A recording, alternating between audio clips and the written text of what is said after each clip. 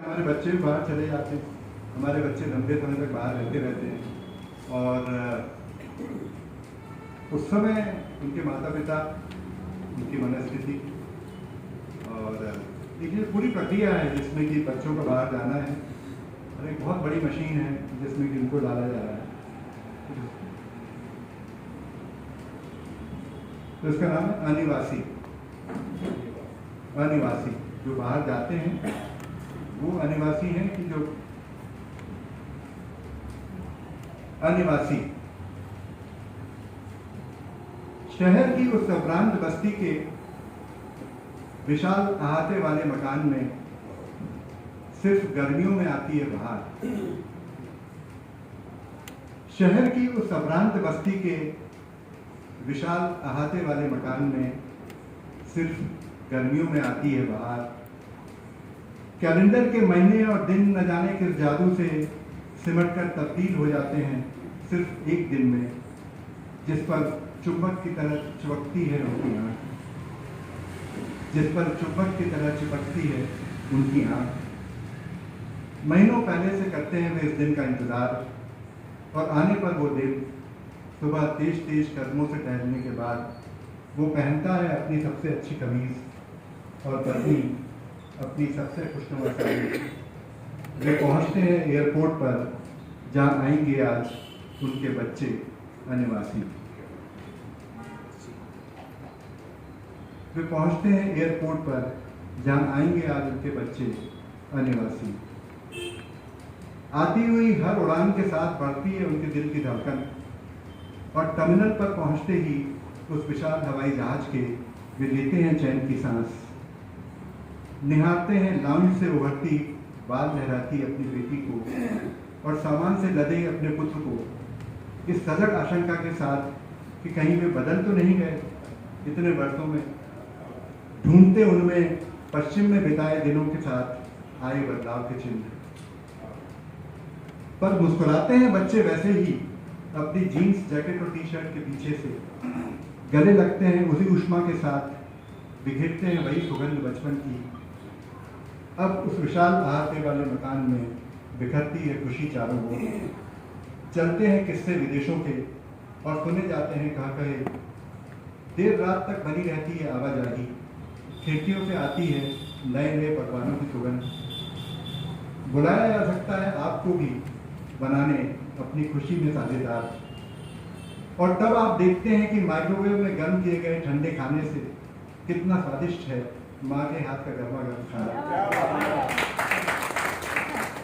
और तब आप देखते हैं कि माइक्रोवेव में गर्म किए ठंडे खाने से कितना स्वादिष्ट है माँ के हाथ का गर्मा गर्म खाना।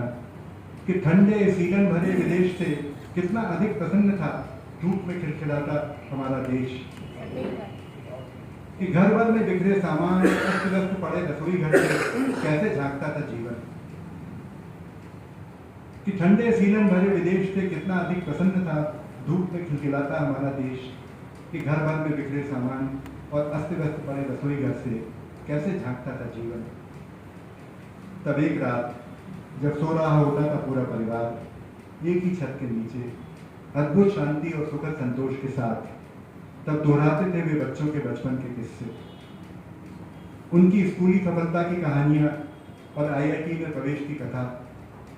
अचानक धीरे से पूछती थी पत्नी, क्यों ऐसा नहीं हो सकता कि रश्मि और अजय वापस लौट आए यहाँ अपने पास और हम लोग रहें हर बार एक बार फिर साथ साथ पहले की तरह। आखिर तुमने भी तो छोड़ दी थी विदेश की नौकरी अम्मा के साथ रहने के लिए। अब पैसे वैसे का क्या, जीने के लिए बहुत है हमारे पास। कुछ देर चुप रहने के बाद वो कहता है, बात पैसे की उतनी नहीं नीता जितनी सफलता की थी। बात पैसे की उतनी नहीं नीता जितनी सफलता की थी। अवसर ही कहाँ थे हमारे समय में इतना आगे बढ़ने के। आखिर हमने ही तो बताया था उन्हें विदेश जाने का रास्ता। देखो कितनी बड़ी बड़ी कंपनियों में नौकरी करते हैं बच्चे हमारे, उनके सुख में ही तो है हमारे सुख। पत्नी मुंह छुपाती है तकिए में, पत्नी मुंह छुपाती है तकिए में और रोती है। वो कहती है, वो कहता है, अच्छा रो मत, मैं अजय से बात करूंगा। पत्नी मुंह छुपाती है तकिए में और रोती है। वो कहता है, अच्छा रो मत, मैं अजय से बात करूंगा। उसे मालूम है वो अजय से कभी बात नहीं कर पाएगा। अगला 1 महीना गुजरेगा, देश भर में रिश्ते निभाते, घूमते कुछ दर्शनीय स्थलों पर, खरीदते ढेर सारा सामान, देश विदेश के किस्से सुनते सुनाते। और तब आ ही जाएगा वो दिन जब उन्हें जाना होगा। नीता बनाएगी देशी मिठाइयाँ और नमकीन, रखेगी कई तरह के अचार और मसाले, सहेजेगी उनका सामान कि छूट न जाए कुछ हड़बड़ी में, खुद को रखेगी मसरूफ कि टूट न जाए प्रसन्नता का ऊपरी आवरण और बहने लगे आंसू उसके पीछे से। एक बार फिर वे जाएंगे एयरपोर्ट अपनी बड़ी गाड़ी में। रास्ते में लगभग चुप उन्हें उदास देख गले लगाएगा अजय माँ को और कहेगा, इसमें उदासी की क्या बात, आना आप और पापा भी वहीं कैलिफोर्निया में, बड़ा घर है हमारा और सजाया भी है हमने उसे बहुत सुंदरता से, रहना जब चाहे मन आपका।